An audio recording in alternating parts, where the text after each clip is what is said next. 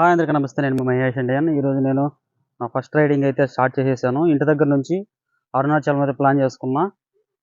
ఇంటి దగ్గర అయితే 9 గంటలకు బయలుదేరాను. ఇప్పుడు ఒక 20 కిలోమీటర్లు వచ్చాను నేను. డక్కీలు వెంకటగిరికి మధ్యలో ఉన్నాను ఇప్పుడు నేను. అక్కడి నుంచి వెంకటగిరికి ఇంకొక 1 అవర్ పట్టచ్చు. అటువైపు వరి పంట, ఇటువైపు వరి పంట, మధ్యలో రైడ్ చేసుకుంటూ వెళ్తుంటే ఆ చల్ల గాలికి అసలు వేరే లెవెల్ ఉంది అసలు కదా. చుట్టుపక్కల పచ్చదనం, పొలాల మధ్యలో రోడ్డు.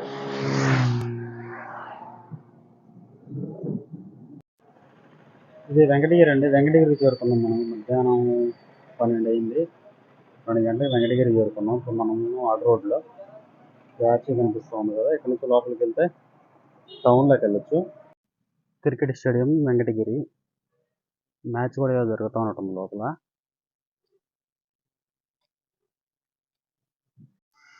వెంకటగిరి దాటిన తర్వాత ఒక చోట తాగినంత గుడి ఏదో ఉంది. కాసేపు ఇక్కడ కూర్చొని వెళ్దాం అని చెప్పేసి ఇక్కడ ఆపాను. ఈ చిన్న కోరికలు చూసారా, ఎవరో సాగుతా ఉన్నట్టున్నారు. దీనికి బొట్టు పెట్టి చాలా ముద్దు ముద్దుగా క్యూట్గా ఉంది. Hi hi.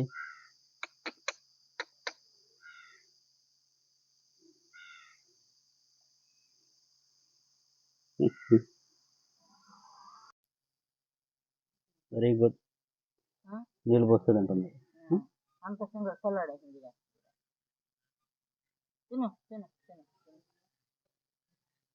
ఇది ఆంజనేయ స్వామి గుడి అంట. ఇది ఆ కోతి పిల్లని చూపించాను కదా, దాని అమ్మాయి చచ్చిపోయింది పాపము. ఎవరు తీసుకొచ్చి ఇక్కడ వదిలేస్తారంట.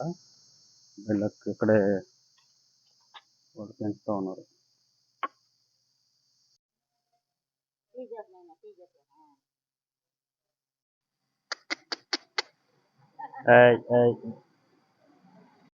ఏర్పేటకి దగ్గరలో ఉన్నాము.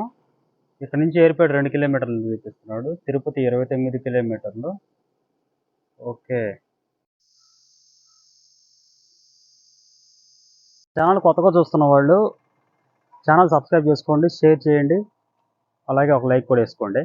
అయితే ఎంటర్ అయిపోయామండి. ఇప్పుడు మనం ఇది 6 లైన్ హైవే. ఇది ఈ హైవే పైన వెళ్ళి తిరుపతి దగ్గర నుంచి టర్న్ అవ్వాల్సి వస్తుంది. మనం హైవే నుంచి చూస్తాను కదా హైవే.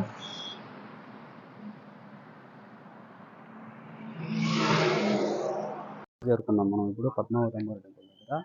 మనకు అదృష్టం ఏంటంటే స్టే దొరికింది, లాకర్లు దొరికింది. సైకిల్ అయితే బయట పెట్టేశాను. దర్శనానికి వెళ్ళి బ్యాక్ సైడ్ చూస్తారు కదా అన్నదాన సత్రం, భోజనం చేసుకొని ఈరోజు నైట్కి అయితే ఇక్కడ స్టే చేస్తా ఉన్నాం. స్నానం చేసుకొని దర్శనానికి అయితే వెళ్తా ఉన్నాను. పంచి కట్టుకొని 8:30 వరకు ఉంటుందంట. ఈరోజు శనివారం కాబట్టి 9-9:30 వరకు ఉండొచ్చు అంటున్నారు. సో ముందు దర్శనానికి అయితే వెళ్ళేసి బాగుంది. అక్కడ నేను ఫస్ట్ టైం వచ్చాను ఇక్కడికి, తిరుచానూరుకి. అసలు నేను వచ్చింది వారాహి టెంపుల్ కోసం అని చెప్పేసి. ఇక్కడ ఉందని నాకు తెలియదు, వేరే వాళ్ళు చెప్పారు అనమాట ఇక్కడ స్టే కూడా చేయొచ్చు అని చెప్పేసి. సో ఇక్కడ 3వ గేట్ నుంచి వెళ్ళమని చెప్పారు దర్శనానికి. ఇప్పుడు 3వ గేట్కి వెళ్తా ఉన్నా. ఇది గేట్ నెంబర్ 2 ఇది. సో మన గేట్ నెంబర్ 3 అన్నాడు కాబట్టి ఇంకా ముందుకు వెళ్ళాల్సి వస్తుంది. ఓకే,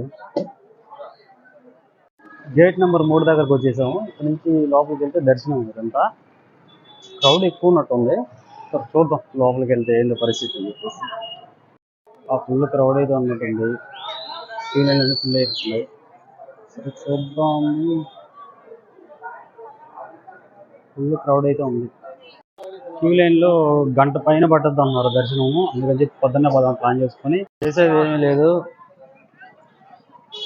వెళ్ళి అన్నదాన సత్రంలోకి వెళ్ళేసి భోజనం చేసుకొని ఈరోజు నైట్కి హ్యాపీగా పడుకొని పొద్దులేసి దర్శనంకి వచ్చేయడం బెటర్ అని నాకు అనిపిస్తుంది. శనివారం కదా, క్రౌడ్ ఎక్కువ ఉంది. అక్కడికి వెళ్తే ఎన్ని గంటలకు వస్తామో ఏమో. సో అందుకని చెప్పేసి పొద్దున్నే ప్లాన్ చేసుకున్నాం. అక్కడికి వెళ్తున్నాం మనం, వచ్చింది దర్శనానికి కదా, చేసుకొని వెళ్దాం. బెస్ట్ ఆప్షన్ అనుకుంటా. వెళ్తున్నారా? ఓకే.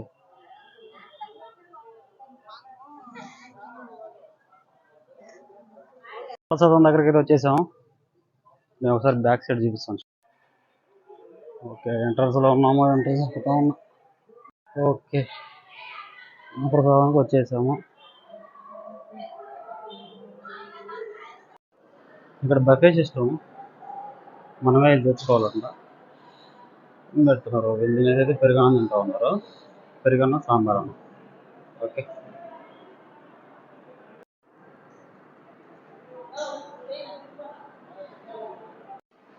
సాంబార్ రైస్ పెట్టుకున్నాం ఫస్ట్. ఇది కంప్లీట్ అయ్యి సరిపోదు అనుకుంటే పెరుగన్నంకి వెళ్దాం. రేపు మళ్ళీ మంచి వీడియోతో కలుసుకుందాం. జై హింద్.